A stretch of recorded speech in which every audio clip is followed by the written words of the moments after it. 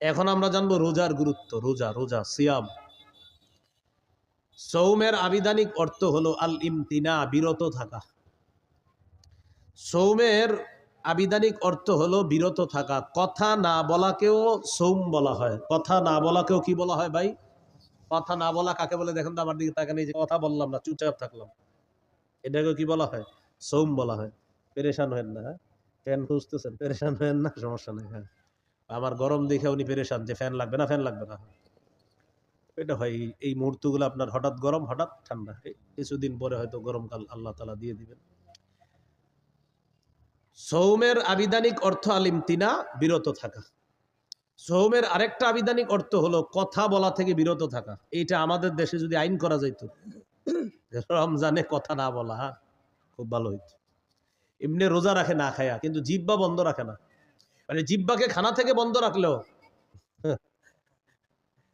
আপনার এটা দিয়ে গুনাহ থেকে বন্ধ রাখে না। মানে খানা থেকে বন্ধ, গুনাহ থেকে কিনা বন্ধ। যদি এরকম একটা মানে আপনার আইন হয়ে যাইত যে বিশেষ করে বাংলাদেশে যারা আছে এদের জন্য জিহ্বাটা নিয়ন্ত্রণ করতে হবে। কারণ আমাদের দেশে আপনার রমজান আসলেই সব জিনিসের দাম বাড়ানো শুরু হয়, জিহ্বার মিথ্যা শুরু হয়। অথচ সারা পৃথিবীর অন্যান্য দেশে রমজান যত আসে মুসলমানদের জন্য দ্রব্য মূল্য তত সহনীয় করে দেওয়া হয়, কমায় দেওয়া হয়। সৌদি আরবে রমজান যত আসে, আগে যেটার দাম ছিল বেশি, খেজুরের দাম যদি হয় 10 রিয়াল, রমজান মাসে করে দিবে 5 রিয়াল। পানির দাম যদি হয় 2 রিয়াল, রমজানে 1 রিয়াল। তাদের ইয়াকিন যে একে আল্লাহ 70 দিবে, এটা তাদের ইয়াকিন।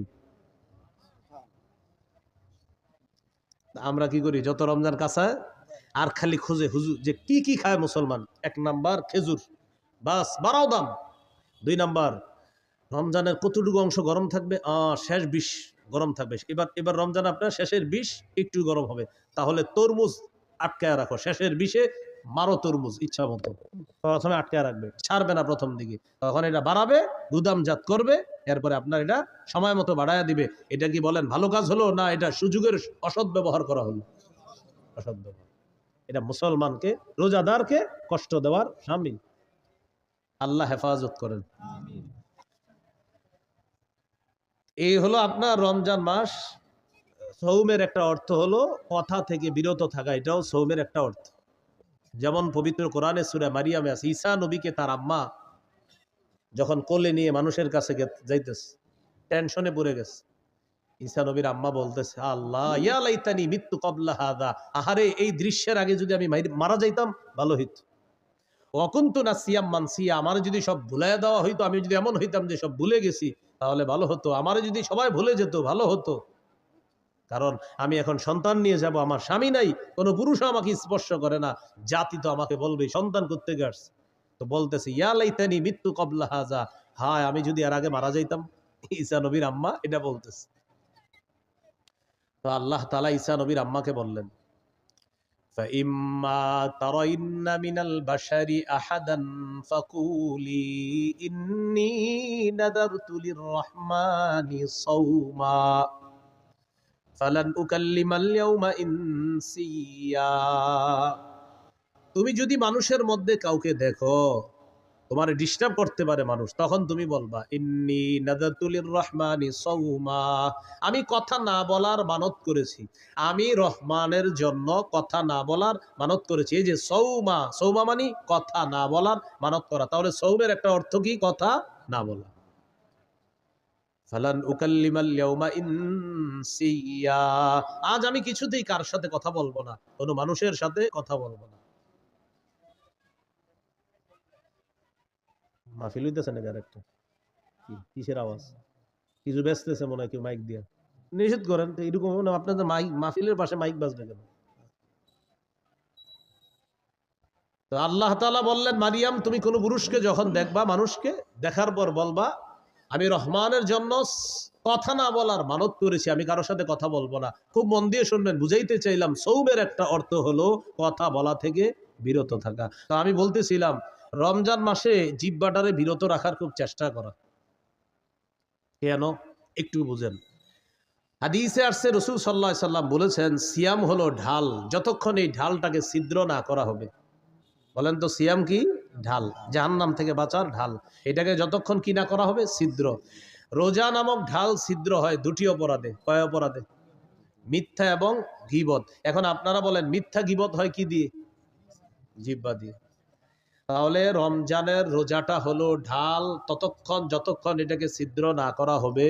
রমজান নামক রোজা বা রমজানের মাসের যে রোজা, এই রোজা নামক ঢালটা ছিদ্র হয় দুটি অপরাধে। একটি হলো মিথ্যা বলা, আরেকটি হলো গীবত করা। মিথ্যা এবং গীবত হয় জিহ্বা নামক অঙ্গের মাধ্যমে। তাই আজকে থেকে চেষ্টা করা আমরা জিহ্বাকে নিয়ন্ত্রণ করা, এটার মাধ্যমে যেন আমাদের রোজাগুলা ছিদ্র না হয়, যথাসাধ্য চেষ্টা করা। আল্লাহ হেফাজত করুন। তাহলে এবার আপনারা বলেন রোজা ছিদ্র হয় কয় অপরাধে? কি কি? মিথ্যা আর গীবত হয় কোন অঙ্গের মাধ্যমে? তাহলে জিহ্বাকে এখন থেকেই সংযত করা, নিয়ন্ত্রণ করা। আল্লাহ তৌফিক দান করেন। তিরমিজির হাদিস 2406 নম্বর হাদিস, 2406।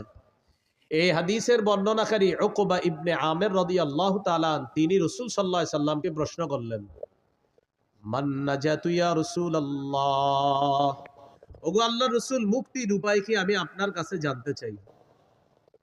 রাসূলুল্লাহ সাল্লাল্লাহু আলাইহি সাল্লাম বললেন, মুক্তির উপায় তিনটি। ভাই মুক্তির উপায় কয়টি? তিনটি। এক নাম্বার, আমসিক আলাইকা লিসানাক, তুমি তোমার জবান সংযত রাখবা, জিহ্বা সংযত রাখবা। এটা মুক্তির এক নাম্বার উপায়। এখান থেকে বোঝা যায় জিহ্বা আপনাকে বিপদে ফেলবে। নবী বললেন মুক্তির এক নাম্বার উপায় জবান নিয়ন্ত্রণ করবা। দুই নাম্বার, ওয়ালিয়াসাকা বাইতুকা, তোমার ঘর যেন তোমার জন্য প্রশস্ত হয়। এটার উদ্দেশ্য হলো আপনি কাজ শেষ করে তাড়াতাড়ি বাসায় চলে যাবেন। 6টা বাজে বাসায় যাওয়ার কথা, আপনি রাত 10টা 11টা বাজছে এখনো বাসায় যান না। স্ত্রী ফোন দিয়েছে, কি ব্যাপার, 6টায় বাসায় আসার কথা, সর্বোচ্চ 6:30 7টা বাজতে পারে, আপনি এখনো আসেন নাই কেন? বন্ধুদের সাথে আছি। না, বন্ধুদের সাথে থাকা যাবে না। আপনার কাজ শেষ, বাসা, বাসা থেকে বের হয়েছেন কাজ, হয়তো কাজে নয়তো বাসা, নয়তো বাসা নয়তো কাজে, অন্য কোথাও থাকবেন না। নবী বলেন মুক্তির 2 নম্বর উপায় বাসায় থাকো। কেন? কারণ বাহিরে যেই গুনাহগুলো আপনি করবেন, আপনার স্ত্রী সন্তান মা বাবার সামনে সেগুলা মন চাইলেও করতে পারবেন না। তাই নবী বললেন মুক্তির 2 নম্বর উপায় বাসায় থাকো। ওয়ালিয়াসাকা বাইতুকা, ঘর যেন তোমার জন্য প্রশস্ত হয়। তাহলে কি শিখলাম? আড্ডাবাজি করা যাবে না। 3 নাম্বার, ওয়াবকি আলা খাতিআতিক, তুমি তোমার গুনাহের জন্য কান্নাকাটি করো। তুমি তোমার গুনাহের জন্য কান্নাকাটি করো। তাহলে এখানে মুক্তি 3টা উপায়। 1 নাম্বার, জিহ্বা সংযত রাখা, জবান সংযত করা। বলেন তো রোজা নামক ঢাল ছিদ্র হয় কয় অপরাধে? কি কি? মিথ্যা গীবত হয় কি দিয়ে? নবী মুক্তির উপায় বলছে কয়টা? এর মধ্যে 1 নাম্বার কি নিয়ন্ত্রণ করা? জিহ্বা। তিরমিজির হাদিস 2407 নম্বর হাদিস, 2407। এই হাদিসের মধ্যে আসছে ক্বালা রাসূলুল্লাহ সাল্লাল্লাহু আলাইহি ওয়াসাল্লাম, ইযা আসবাহা ইবনু আদামা ফাইন্নাল আ'যাআ কুল্লাহা তুকাফফিরুল লিসান ইত্তাকিল্লাহা ফীনা ফাইন্নামা নাহনু বিকা ফাইন ইসতাকামতা ইসতাকামনা ওয়া ইন ওয়াজাজতা ইওয়াজাজনা। আদম সন্তান যখন সকালে ঘুম থেকে ওঠে, আমি আপনি আমরা যখন আগামীকাল সকালে ঘুম থেকে উঠব, আমার আপনার সমস্ত অঙ্গ প্রত্যঙ্গগুলা জিহ্বাকে ডাক দেয়। কাকে? জিহ্বাকে ডেকে বলে ইত্তাকিল্লাহা ফীনা, ও জিহ্বা আমাদের ব্যাপারে আল্লাহকে ভয় করো। পা জিহ্বাকে ডাক দেয়, হাত জিহ্বাকে ডাক দেয়, নাক জিহ্বাকে ডাক দেয়, চোখ জিহ্বাকে ডাক দেয়, কান জিহ্বাকে ডেকে বলে ও জিহ্বা আমাদের ব্যাপারে আল্লাহকে ভয় করো। ফাইন্নামা নাহনু বিকা, কারণ আমরা তোমার মাধ্যমে নিয়ন্ত্রিত। জিহ্বাকে বলে সবাই। ফাইন ইস্তাকামতা ইস্তাকামনা, জিহ্বা তুমি যদি সোজা থাকো আমরাও সোজা থাকবো, ঠিক থাকবো। ওয়া ইন ইওয়াজাজতা ইওয়াজাজনা, জিহ্বা তুমি যদি বাঁকা হয়ে যাও আমরাও বাঁকা হয়ে যাব। তাহলে বলেন তো রোজা নামক ঢাল ছিদ্র হয় কয় অপরাধে? কি কি? মিথ্যা গীবত হয় কোন অঙ্গ দিয়ে? জিহ্বা দিয়ে। সমস্ত অঙ্গ প্রত্যঙ্গ কাকে বস মানে? জিহ্বা। জিহ্বা বস সবার, এই জন্য এটা নিয়ন্ত্রণ করেন না। তিরমিজির হাদিস 2408 নম্বর হাদিস, قال رسول الله صلى الله عليه وسلم من يتكفل لي ما بين لحييه وما بين رجليه أتكفل له بالجنة। রাসূলুল্লাহ সাল্লাল্লাহু আলাইহি সাল্লাম বলেন, আমার কোনো উম্মত যদি দুটি অঙ্গের নিশ্চয়তা আমাকে দিতে পারে যে সে জিহ্বা দিয়ে গুনাহ করে না আর লজ্জাস্থান দিয়ে গুনাহ করে না, দুই চোয়ালের মাঝের অঙ্গ তথা জিহ্বা, দুই রানের মাঝের অঙ্গ তথা লজ্জাস্থান, এই দুটি অঙ্গ দিয়ে সে গুনাহ না করার নিশ্চয়তা যদি আমাকে দিতে পারে, আমি নবী তাকে জান্নাতে নেওয়ার জিম্মাদার হয়ে যাব। তিরমিজির হাদিস 2409 2409 ক্বালা রাসূলুল্লাহ সাল্লাল্লাহু আলাইহি ওয়াসাল্লাম মান ওয়াকাহুল্লাহু শাররা মা বাইনা লাহইহি ওয়া মা বাইনা রিজলাইহি দাখালাল জান্নাহ। রাসূলুল্লাহ সাল্লাল্লাহু আলাইহি ওয়াসাল্লাম বলেন, আল্লাহ তাআলা যদি কোনো ব্যক্তিকে জিহ্বা এবং লজ্জাস্থানের গুনাহ থেকে হেফাজত করে, অনিষ্টতা থেকে হেফাজত করে, আল্লাহ তাআলা যদি আমাকে আপনাকে জিহ্বা এবং লজ্জাস্থানের অনিষ্টতা থেকে হেফাজত করে, বাঁচায়, নবী বলেন সে মরবে, দাখালাল জান্নাহ, জান্নাতে প্রবেশ করবে। আল্লাহর কাছে বলে, আল্লাহ জিহ্বার অপরাধ থেকে বাঁচান, লজ্জাস্থানের অপরাধ থেকে আমাকে বাঁচান, বলেন আমিন। তিরমিজির হাদিস 2410 নম্বর হাদিস। এই হাদিসের বর্ণনাকারী সুফিয়ান রাদিয়াল্লাহু তাআলা, তিনি রাসূলুল্লাহ সাল্লাল্লাহু আলাইহি ওয়াসাল্লামকে বললেন, হাদ্দিসনি বিআমরিন আ'তাসিমু বিহি ইয়া রাসূলুল্লাহ, হুজুর আমাকে এমন কিছু বলেন যেটা আমি মজবুত ভাবে আঁকড়ে ধরবো, এমন কিছু আমাকে বলেন। ফাকালা রাসূলুল্লাহ সাল্লাল্লাহু আলাইহি ওয়াসাল্লাম, কুর রাব্বিয়াল্লাহ সুম্মা ইসতাকিম, তুমি বলো আমার রব আল্লাহ, এটার উপর অটল থাকবা। বলেন রব্বি আল্লাহ, বলেন আবার রব্বি আল্লাহ, আল্লাহ আমার রব বা আমার রব আল্লাহ। নবীজি বললেন তুমি এই কথাটা বেশি বেশি বলবা আর এটার উপর অটল থাকবা যে আমার রব আল্লাহ, আমার রব আল্লাহ, রব্বি আল্লাহ, আমার রব আল্লাহ। এর মানে হলো লা ইলাহা ইল্লাল্লাহ, আরো যত কিছু আছে এগুলা বেশি বেশি বলা, মানে আপনি স্বীকৃতি দেওয়া আমার রব আল্লাহ, এই কথার উপর অটল থাকা। এবার সাহাবী গুরুত্বপূর্ণ একটা প্রশ্ন করলেন রাসূল সাল্লাল্লাহু আলাইহি সাল্লামকে, মা আখওয়াফু মা তাখাফু আলাইয়া ইয়া রাসূলুল্লাহ, হুজুর আমার জন্য সবচেয়ে বিপজ্জনক আপনি কি মনে করেন? নবীজিকে প্রশ্ন করলেন, ইয়া রাসূলুল্লাহ আমার জন্য সবচেয়ে বিপজ্জনক বিষয় কোনটি আপনি মনে করেন, আপনার কাছে জানতে চাই। ফাখাযা বিলিসানি নাফসিহি, নবী নিজের জিহ্বা মুবারক ধরে বললেন, হাযা, এটা, হাযা, এটা। নবী নিজের জিহ্বা ধরে বললেন, এটা, এটা তোমার জন্য সবচেয়ে বিপজ্জনক মনে করি। কেমন যেন আমাকে আপনাকে সকলকে এটা দ্বারা আল্লাহ রাসূল হুঁশিয়ার বাণী দিচ্ছেন। এক সাহাবীকে নবীজি বলতেছেন তোমার জন্য সবচেয়ে বিপজ্জনক মনে করি, নিজের জিহ্বা দেখায় বলতেছে হাযা, এটা, এটা, এটা। শুধু কি সাহাবীকে বলেছেন না আমাদের সকলকে? সকলকে, এটা, এটা সবচেয়ে বিপজ্জনক। তাহলে মূল কথায় চলে আসি, রোজা ছিদ্র হয় কয় অপরাধে? কি কি? মিথ্যা গীবত হয় কোন অঙ্গ দিয়ে? জিহ্বা। সবচেয়ে বিপজ্জনক অঙ্গের নাম কি? সমস্ত অঙ্গ প্রত্যঙ্গের বসের নাম কি? জিহ্বা। সবাই সকালবেলা কারে ডাকতে থাকে? জিহ্বা। তাহলে এটা বেশিরভাগ মানুষকে জাহান্নামে নিবে, আল্লাহ হেফাজত করেন। তিরমিজির হাদিস 2616 নম্বর হাদিস, 2616 হাদিসের বর্ণনাকারী মুআয ইবনে জাবাল রাদিয়াল্লাহু তাআলা তিনি বলেন, কুনতু মা রাসূলিল্লাহি সাল্লাল্লাহু আলাইহি ওয়াসাল্লাম ফি সাফারিন, আমি রাসূলুল্লাহ সাল্লাল্লাহু আলাইহি সাল্লামের সাথে এক সফরে ছিলাম। ফাসবাহতু ইয়াওমান করিবাম মিনহু ওয়া নাহনু নাসীর, ফাসবাহতু করিবাম মিনহু ওয়া নাহনু নাসীর। নবীর সাথে এক সফরে ছিলাম। সফরে চলতে চলতে একদিন সকালবেলা নবীর কাছাকাছি পৌঁছে গেলাম। বুঝছেন তো সফরটা, মানে ওই যুগের সফর কেমন হতো? কেউ হেঁটে, কেউ ঘোড়ায়, তো এইভাবে লম্বা বাহিনী। তো সাহাবী বলেন ওই সফরের মধ্যে আমিও ছিলাম। আমি একদিন নবীর কাছাকাছি চলে গেলাম সকালবেলা। সকালবেলা নবীর কাছাকাছি যাওয়ার পর আমি নবীজিকে গুরুত্বপূর্ণ একটা বিষয়ে জানতে চাইলাম। তাহলে এই বিষয়গুলো আমাদের গুরুত্ব সহকারে জানতে হবে। হ্যাঁ, সবাই খুব মন দেন।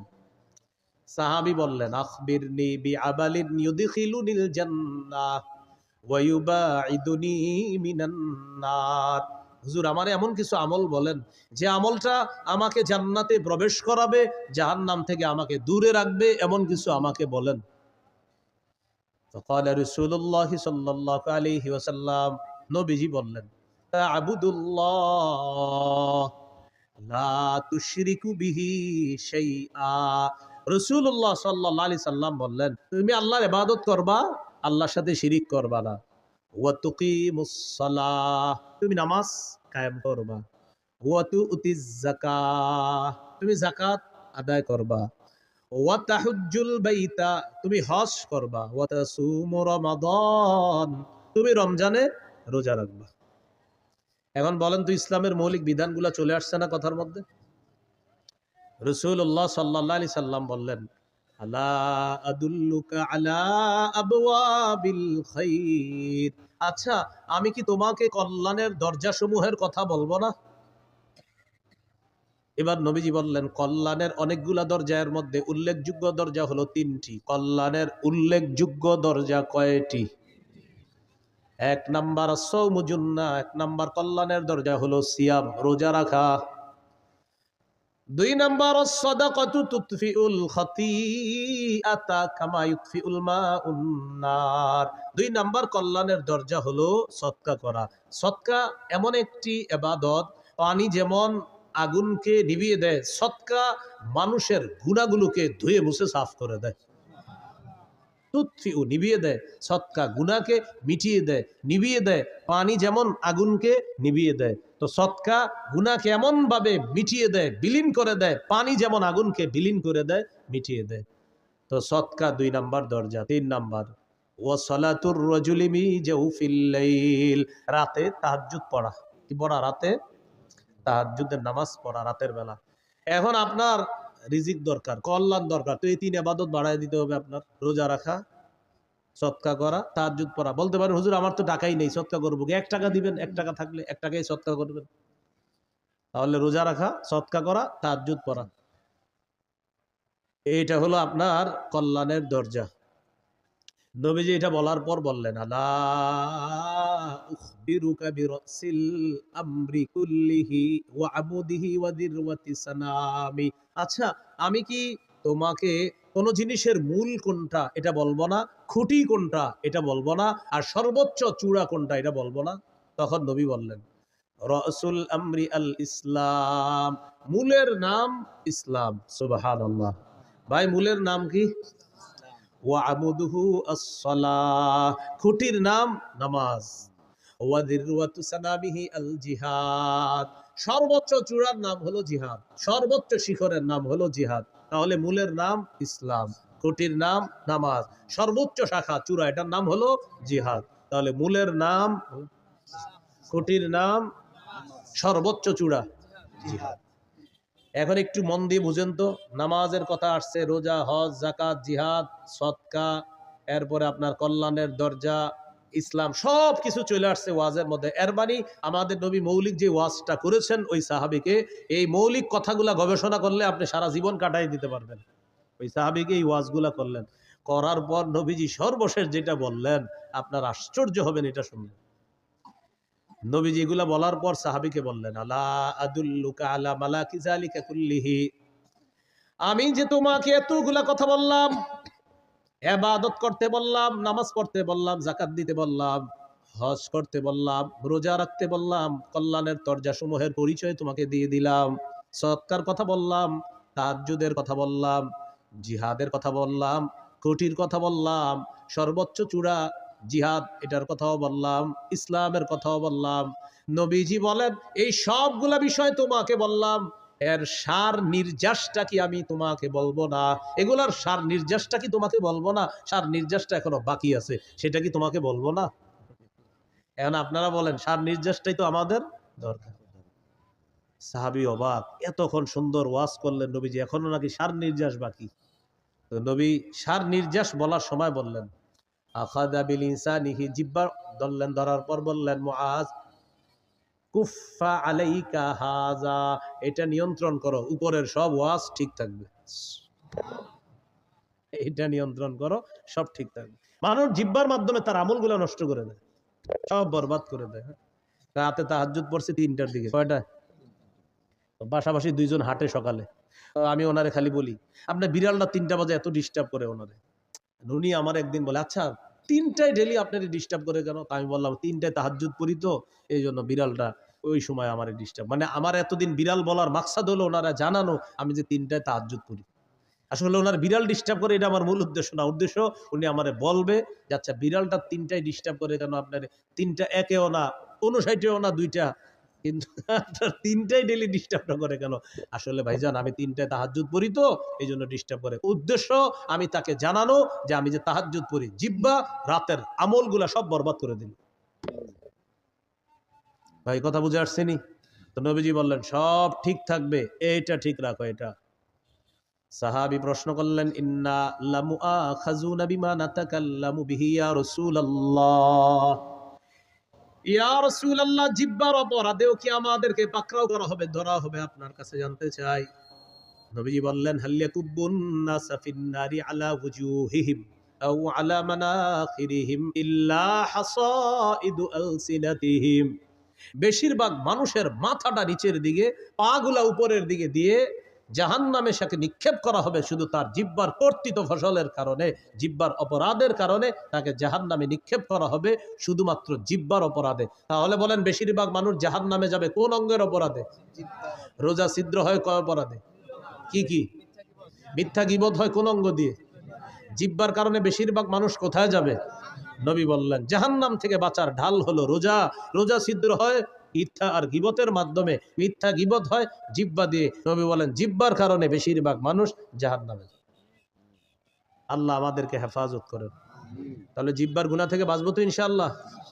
এই হলো সৌমের আবিধানিক অর্থ। মনে আছে না? মনে নাই? সৌমের আবিধানিক অর্থ বিরত থাকা, আর আরেকটা হলো বললাম কথা বলা থেকে বিরত থাকাকেও সৌম বলা হয়। ছিদ্র হয়ে যাবে। পারিভাষিক অর্থ আল ইমসাক আনিল মুফাত্তিরাতিত থালাস ওয়া হিয়া আত-তাআম ওয়াশ-শারাব ওয়াল-জিমা। তিনটি জিনিস থেকে বিরত থাকার নাম মৌলিকভাবে সিয়াম।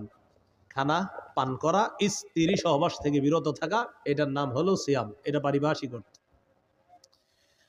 রমজানের রোজা যে ফরজ করা হয়েছে 4টি ধাপে ফরজ করা হয়েছে। কয় ধাপে? একটু যদি আপনারা মন দিয়ে শোনেন আশা করি বিষয়গুলো ক্লিয়ার ভাবে বুঝে আসবে। একটু আমার সাথে বলেন। বলেন অভ্যাস, আদেশ, ফরজ, তবে একটু ছাড়। বলেন 4 নাম্বার ফরজ, কোনো ছাড় নাই।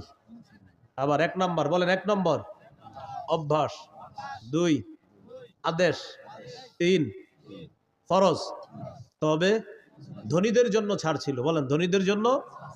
4 নাম্বার, বলেন 4 নাম্বার ধনী গরিব সবার উপর ফরজ, কোনো ছাড় নাই। এই 4টি ধাপে রমজানের রোজা ফরজ করা হয়েছে। 1 নাম্বার অভ্যাস, তিরমিজির হাদিস, 761 নম্বর হাদিস। আবু যর গিফারি রাদিয়াল্লাহু তাআলা আনহুকে রাসূলুল্লাহ সাল্লাল্লাহু আলাইহি সাল্লাম বলেন, আবু যর, ইযা সুমতা মিনাশ শাহরি সালাসাতা আইয়াম, তুমি যদি প্রত্যেক মাসে 3টি রোজা থাকতে চাও, ফাসুম সালাসা আশরাতা ওয়া আরবাআ আশরাতা ওয়া খামসা আশরাতা, তুমি যদি প্রতি মাসে 3টি রোজা রাখতে চাও তাহলে 13, 14, 15 রাখবা। যদি চাও তাহলে রাখবা। অভ্যাস, মন চাইলে রাখতে পারো। তাহলে প্রথমে নবী অভ্যাস করাইলেন সাহাবায়ে কেরামকে যে তুমি যদি 3টা রোজা রাখতেই চাওই মাসে তাহলে 13, 14, 15 আরবি মাসের এই রোজাগুলা রাখবা। আর হাদিসে আসছে মান সামা সালাসাতা আইয়ামিন মিন কুল্লি শাহরিন কানা কামান সামাদ দাহর, যে ব্যক্তি প্রতি আরবি মাসে 3টা রোজা রাখবে, এর মানে 3, 11, 33টা রোজা প্রতি আরবি মাসে 3টা রোজা। মা বোনদেরকে এই কথাগুলো বললেন, তারা এই রোজাগুলো রাখতে খুব আগ্রহী। পুরুষরা হয়তো কাজ টাজ করে, অনেকে রাখে না। প্রতি আরবি মাসে 3টা রোজা যদি রাখে কেউ তাহলে 3, 11 কয়টা হয়? 33টা। এই 3, 11, 33টা রোজা প্রতি আরবি মাসে 3টা রোজা যদি কেউ রাখে, কানা কামান সামাদ দাহর, সে কেমন যেন সারা বছর রোজা রাখে। যদি এই অফারটা রমজান মাসের পরে শাওয়াল মাসেও আছে। রাসূলুল্লাহ সাল্লাল্লাহু আলাইহি সাল্লাম বলেন, মান সামা রমাদান, যে ব্যক্তি রমজানের পুরা রমজান রোজা রাখলো, সুম্মা আতবাহু সিত্তাম মিন শাওয়াল, এরপরে শাওয়ালের 6টা রোজা রাখবে, কানাকা সিয়ামিদ দাহরি কুল্লি, সে যেন সারা বছর রোজা রাখলো। তাহলে একটা হলো 11 মাস, 3, 11, 33টা, এটা একটা অফার আছে। আর একটা হলো শাওয়ালের 6টা রোজা, ওইটাও একটা অফার আছে। তো যাই হোক, আমাদের মূল আলোচনা ছিল 1 নাম্বার অভ্যাস। নবীজি অভ্যাস করেছে, চাইলে 3টা রোজা আরবি মাসে রাখতে পারো। 2 নম্বর কি ছিল? আদেশ। সহিহ বুখারীর 2002 নম্বর হাদিস, আয়েশা সিদ্দিকা রাদিয়াল্লাহু তাআলা আনহার বর্ণনা, তিনি বলেন, কানা ইয়াউমু আশুরা, আশুরার দিনটা এমন ছিল, তাসুমুহু কুরাইশুন ফিল জাহিলিয়াহ, জাহিলি যুগে কুরাইশরা মুহররমের 10 তারিখে রোজা রাখত। ওয়াকানা রাসূলুল্লাহ সাল্লাল্লাহু আলাইহি ওয়াসাল্লাম ইয়াসুমু, নবীজিও মুহররমের 10 তারিখে রোজা রাখতেন। খুব বুঝেন, জাহিলি যুগে কুরাইশরা মুহররমের 10 তারিখে রোজা রাখতো। আমাদের নবীজি সাল্লাল্লাহু আলাইহি সাল্লাম তিনিও রোজা রাখতেন। কবে? মুহররমের 10 তারিখ। ফালাম্মা কাদিমাল মাদিনা, নবীজি যখন মদিনা আসলেন, আসার পর দেখে ইহুদিরা মুহররমের 10 তারিখে রোজা রাখে। ফাকাল রাসূলুল্লাহ সাল্লাল্লাহু আলাইহি ওয়াসাল্লাম, নবীজি বলেন, আচ্ছা তোমরা আজকে রোজা রাখো কেন মুহররমের 10 তারিখে? ইহুদিরা জবাব দিল, হাদা ইয়াউমুন নাজ্জাল্লাহু ফীহি মূসা, এটা এমন একটা দিন যেই দিনে আল্লাহ মুসা নবীকে ফেরাউনের বাহিনী থেকে মুক্তি দিয়েছিলেন। ফাসামাহু শুকরান লিল্লাহ, মুসা নবী শুকরিয়া আদায় করার জন্য মুহররমের 10 তারিখে রোজা রাখছে। আমরা তার অনুসরণে মুহররমের 10 তারিখে রোজা রাখি। কাদের বক্তব্য? ইহুদিদের। আমাদের নবীজি বললেন, মুসা নবীর অনুসরণ করা বা তাকে মহাব্বত করার ক্ষেত্রে তোমাদের চেয়ে বেশি দাবিদার, হকদার আমরা। সুবহানাল্লাহ। মুসা নবীকে অনুসরণ করার ক্ষেত্রে আমরা বেশি হকদার, মুসা নবীর সুন্নাহ পালন করার ক্ষেত্রে আমরা বেশি হকদার, মুসা নবীকে ভালোবাসার ক্ষেত্রে আমি আর আমার উম্মত বেশি হকদার। মুসলমান যারা, নবীজি গুরুত্ব দিয়ে মুহররমের 10 তারিখে রোজা রাখা শুরু করলেন। সাহাবীদেরকে আমারও বিসিয়ামিহি আদেশ করলেন, এখন থেকে মুহররমের 10 তারিখে তোমরাও রোজা রাখবা। অন্য বর্ণনায় আসে মুহররমের 10 তারিখে তোমরা রাখবা, যেহেতু ইহুদিরা রাখে তোমরা আগে পরে একটা রাখবা, হয়তো 9-10 রাখো, না হয় 10-11 রাখো, তাদের বিরোধিতা করো। বুঝে আসছিনি? তাহলে এটা কি অভ্যাস না হুকুম? তাহলে 1 নাম্বার ছিল অভ্যাস, 2 নাম্বার হুকুম, আমারও বিসিয়ামিহি, এই মুহররমের 10 তারিখে রোজাটা রাখো তোমরা। 3 নাম্বার ফরজ, তবে একটু ছাড়। কাদের জন্য? ধনীদের জন্য। সূরা বাকারার 183 নম্বর আয়াতে আল্লাহ বলেন, ইয়া আইয়ুহাল্লাযীনা আমানু কুতিবা আলাইকুমুস সিয়াম, হে ঈমানদারগণ, তোমাদের উপর সিয়াম ফরজ করা হয়েছে। কামা কুতিবা আলাল্লাযীনা মিন ক্বাবলিকুম লাআল্লাকুম তাত্তাকুন, যেমনি ভাবে পূর্ববর্তীদের উপর সিয়াম ফরজ করা হয়েছে। তাহলে এবার সিয়াম ফরজ করা হয়ে গেল। তবে পরের আয়াতে আল্লাহ বলেন, ওয়া আলাল্লাযীনা ইউতিকুনাহু ফিদিয়াতুন তাআমু মিসকিন, সম্পদশালী মানুষের মধ্যে যাদের জন্য রোজা রাখতে কষ্ট হয়, সম্পদশালীদের মধ্যে যাদের জন্য রোজা রাখতে কি হয়? কষ্ট হয়, তারা চাইলে রোজা না রেখে ফিদিয়াতুন, একটা ফিদিয়া আদায় করে দিবে। তাআমু মিসকিন, অসহায় মিসকিনদেরকে একদিন খাওয়ায়া দিবে। তাহলে 3 নাম্বার ফরজ রোজা। তবে ধনী মানুষ যারা, তারা যদি রোজা রাখতে কষ্ট হয়, তাহলে একটা রোজার বিনিময়ে একজন মিসকিনকে খাওয়ায়া দিবে ফিদিয়া হিসাবে। এটা ছিল 3 নাম্বার ফরজ, তবে একটু ছাড়। 4 নাম্বার, ফামান শাহিদা মিনকুমুশ শাহরা ফালইয়াসুমহু, শোনো আর ছাড় নাই, তোমাদের মধ্যে যারা রমজান মাস পাবা, সে ধনী হোক গরিব হোক, ওজর ছাড়া আর রোজা ভাঙা যাবে না, সবার রোজা রাখতে হবে, সে ধনী হোক গরিব হোক। তাহলে ধনী হোক গরিব হোক, আগের বিধানটা এটার মাধ্যমে রহিত করে দেওয়া হয়েছে। ফামান শাহিদা মিনকুমুশ শাহরা, তোমাদের মধ্যে যারাই রমজান পাবা, ফালইয়াসুমহু, সেই রোজা রাখতে হবে, চাই ধনী হোক চাই গরিব হোক। এই হলো 4টি ধাপে আল্লাহ রোজা ফরজ করছে। তাহলে 3 নাম্বারটা একটু শিথিল ছিল, 4 নাম্বার আর কোনো শিথিল নাই, ফরজ। রোজা ফরজ হওয়ার পর 2 নাম্বার কি ছিল? ওলামা হযরত না অন্যরা বলবেন 2 নাম্বার কি ছিল? আদেশ। রমজানের রোজা ফরজ হওয়ার পর এই আদেশটা চলে গেল। হাদিসে আসে, তারাকা ইয়াউমা আশুরা ফালাম্মা ফুরিদ রমাদান, রমজানের রোজা যখন ফরজ হলো, নবীজি কি করলেন? তারাকা ইয়াউমা আশুরা, আশুরার দিনের রোজা যে গুরুত্ব দিয়ে রাখতেন, এই বিধানটা নবী শিথিল করে দিলেন। নবী এই বিধানটাকে আপনার শিথিল করে দিয়ে ঘোষণা করে দিলেন, ফামান শাআ সামা ওয়ামান শাআ তারাকা। শোনো, রমজানের রোজা যেহেতু ফরজ হয়ে গিয়েছে, এখন আর তোমরা আবশ্যক না মুহররমের 10 তারিখে রোজা রাখা, মন চাইলে রাখবা, মন না চাইলে রাখবা না, কারণ এখন রোজা ফরজ করা হয়েছে। বুঝে আসছিনি? তাহলে 1 নাম্বার অভ্যাস, 2 নাম্বার আদেশ। বলেন আদেশটা কি আর আছে? কিসের মাধ্যমে এটা রহিত? ফরজের মাধ্যমে। হ্যাঁ, 3 নাম্বার ফরজ, একটু শিথিল ছিল কাদের জন্য? ধনীদের জন্য। 4 নাম্বার কোনো শিথিলতা নাই, ধনী গরিব সবাই রাখতে হবে, তবে অসুস্থ অথবা সফরে থাকলে সেটা মাসালা ভিন্ন। ফামান কানা মিনকুম মারিদান তোমাদের মধ্যে কেউ যদি অসুস্থ থাকে আও আলা সাফার, অথবা সফরে থাকে, আর এই কারণে যদি সে রোজা রাখতে না পারে, ফাইদ্দাতুম মিন আইয়ামিন উখর, গনে গনে রেখে দিবে, পরে রোজাগুলা আদায় করে নিবে। এখানে একটা মাসালা,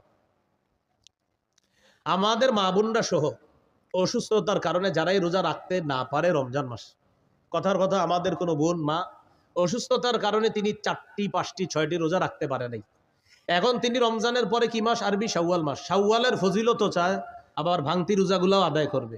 এখন অনেকে কি করে, ভাঙতি রোজা আদায় করতে গিয়ে শাওয়ালের নিয়ত করে ফেলে যে আমি আজকে ভাঙতি রোজা রাখতেছি, রমজানে যে 6টা রোজা আমার বাকি আছে। কথার কথা রমজানে ওনার 5টা রোজা ভাঙতি ছিল, তো উনি নিয়ত করছে আজকে আমি রোজা রাখতেছি, আমার রমজানে যে 5টা রোজা বাদ গেছে, আজকে প্রথম রোজা রাখলাম, আবার শাওয়ালের 6 রোজার 1 রোজার নিয়ত করলাম। হবে না, বলেন কি এটা হবে না? তাদাখুল হবে না, আলাদা রাখতে হবে। যদি অসুস্থতার কারণে, কথার কথা আপনার 4টি রোজা রাখতে পারেন নাই, 5টি রোজা রাখতে পারেন নাই, এটা আলাদা রাখতে হবে। আর শাওয়ালের 6 রোজার ফজিলতের জন্য 6টা রোজা আলাদা রাখতে হবে। বুঝে আসছেনি? ফজিলতের জন্য আলাদা, ভাঙতি রোজা আলাদা। আল্লাহ আমাদেরকে মনে রাখার তৌফিক দান করেন। রমজানের প্রথম রাত যখন শুরু হবে, প্রথম রাতে তারাবি পড়বেন। রাতে কি পড়বেন? সাহাবী কেরামের ঐক্যমতে 20 রাকাত তারাবি, সাহাবায়ে কেরামের ঐক্যমত 20 রাকাত তারাবি পড়বেন প্রথম রাতে।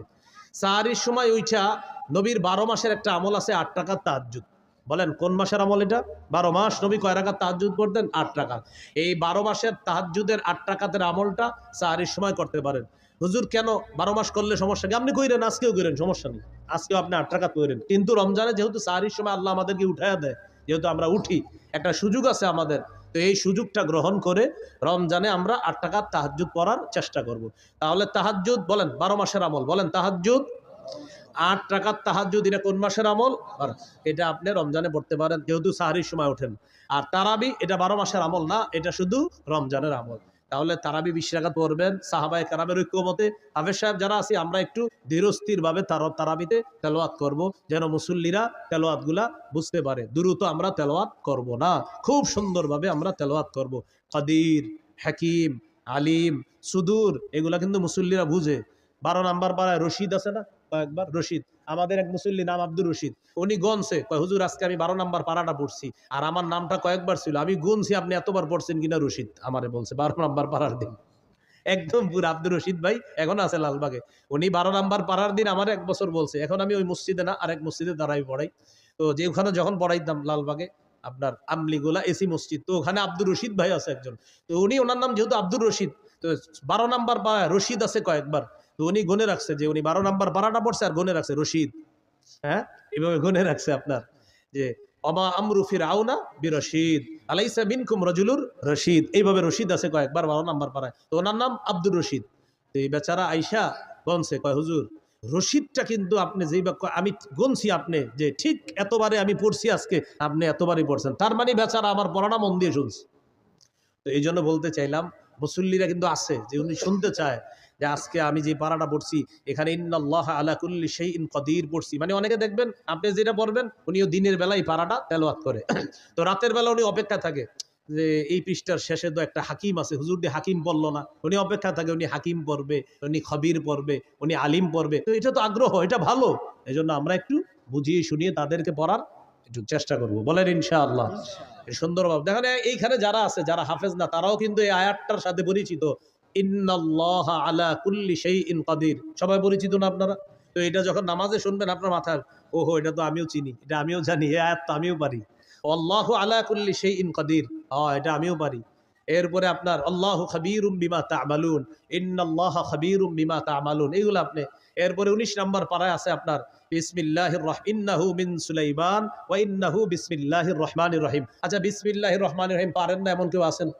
তিনি যখন 19 নম্বর পারার দিন শুনবে বিসমিল্লাহির রহমানির রহিম বলছে, হুজুরে হুজুর আসলে ঠিকই তো, এটা তো আছে এখানে, এইভাবে তার আগ্রহ তৈরি হবে। হ্যাঁ, 24 নম্বর পারায় আছে আলহামদুলিল্লাহি রাব্বিল আলামিন, 24 পারার 15 নম্বর পৃষ্ঠায় আছে আপনার যে আলহামদুলিল্লাহি রাব্বিল আলামিন। তখন আপনারা আলহামদুলিল্লাহি রাব্বিল আলামিন পারেন না কে কে? সবাই পারেন।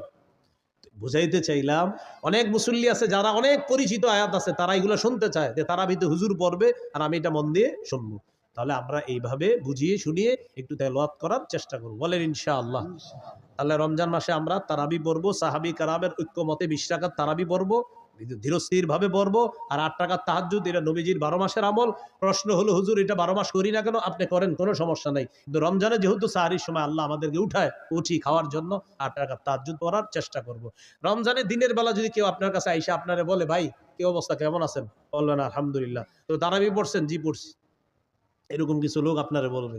কয় রাকাত পড়ছেন? বলবেন তারাই পড়ছি তো 20 রাকাত পড়ছি। 8 পড়েন নাই? বলবেন 8ও পড়ছি। 20 পড়ছেন? হ্যাঁ 20ও পড়ছি। আরে 20 8 দোনোটাই পড়ছেন, এটা কোনো কথা? পড়েন নাই কি? বলবেন ঝগড়া পড়ি নাই। কি পড়ি নাই? ঝগড়া। পড়ছেন কি? বলবেন 20ও পড়ছি 8ও পড়ছি। 20 কি বললেন? বলবেন সাহাবায়ে কেরামের ঐক্যমতে 20 রাকাত তারাবি এটা পড়েছি। 8 কি বললেন? নবীজির 12 মাসের আমল তাহাজ্জুদ 8 রাকাত এটাও পড়েছি। পড়েন নাই কি? ঝগড়া পড়ি নাই। যে নিয়তে আপনি আসছেন এটা আমি পড়ি নাই। আসসালামু আলাইকুম যান। নবীজি বলে দিয়েছেন ফাইন সাববাহু আহাদুন, কেউ যদি তোমার সাথে ঝগড়া করতে আসে বলবা ইন্নী ইমরুউন সাইম, ভাই আমি রোজাদার, ঝগড়া করতে পারবো না। মনে থাকবে তো ইনশাআল্লাহ? আল্লাহ তৌফিক দান করেন। ইনশাআল্লাহ আশা করি আমি আগামী 5-6 দিনের মধ্যে রমজান বিষয়ক আমার একটা কিতাব বের হয়ে যাবে ইনশাআল্লাহ। ওই মিম্বরের আমানত 8 খণ্ড আবাদত আসে। নবম খণ্ডের মধ্যে আলোচনা হলো যাকাত, রমজান, হজ। নবম খণ্ডের আলোচনা যাকাত, রমজান, হজ, কোরবানি, মুহররম। যাকাত, রমজান, হজ, কোরবানি, মুহররম, সফর। সফরে কিছু কুসংস্কার আছে। এই পুরো আলোচনাগুলো নবম খণ্ডে আছে। তো ওলামা হযরতদের অনেকে বলে ওইটা কবে আসবে? আমি আসলে 6 মাস ধরে বলতেছি আসবে আসবে, এখনো আসে না। তো সর্বশেষ বলতেছি ইনশাআল্লাহ আশা করি 5-7 দিনের মধ্যে এটা যে কোনো ভাবে ইনশাআল্লাহ আনার চেষ্টা করতেছি। তাও ইনশাআল্লাহ কিন্তু বারবার বলতেছি। আপনার আবার এরকম বলার সুযোগ নাই। কই বললেন তো 5-7 দিনের মধ্যে আসে নাই তো। বারবার বলতেছি ইনশাআল্লাহ আসবে, হ্যাঁ? তো এটা আপনারা একটু সংগ্রহ করে নিবেন। এখন ওই গাড়িতে 1 থেকে 8 খণ্ড আছে। এখন গাড়িতে 1 থেকে 8 খণ্ড আছে। যাদের প্রয়োজন হয় নিতে পারেন। 1 নম্বর খণ্ড সন্তানের 64টা অধিকার, 2য় খণ্ড শিরিক বেদাত কুফর তাওহীদ, 3য় খণ্ড হালাল হারাম সুদ, 4র্থ খণ্ড স্বামী স্ত্রীর অধিকার, 5ম খণ্ড লা ইলাহা ইল্লাল্লাহর ব্যাখ্যা, 6ষ্ঠ খণ্ড নামাজ, 7ম খণ্ড পাক নাপাকের মাসালা। যেমন শীতকালে ইমাম সাহেবরা প্রশ্ন করেন হুজুর ঢিলা নিলে হবে না, পানি কি নিতে হবে? আর গরমকালে প্রশ্ন করে হুজুর পানি নিলে চলবে না, ঢিলা নিতে হবে? এখন করবেন কোনটা? এটা 7ম খণ্ডে আলোচনা আছে। 8ম খণ্ডে আপনার নামাজের মাসালাগুলা আলোচনা আছে 8ম খণ্ডে। যাদের প্রয়োজন হয় গাড়ির কাচ না ভেঙে গাড়ি থেকে সংগ্রহ করতে পারেন। আসসালামু আলাইকুম ওয়া রাহমাতুল্লাহি ওয়া বারাকাতুহু। হ্যাঁ সাহরি খাওয়ার পরে যদি সময় থাকে অবশ্যই তাহাজ্জুদ পড়তে পারবেন। যদি সাহরি খাওয়ার পরে আপনার এখনো আধা ঘন্টা বাকি, তাহাজ্জুদ পড়বেন, কোনো সমস্যা নেই। হ্যাঁ, হ্যাঁ।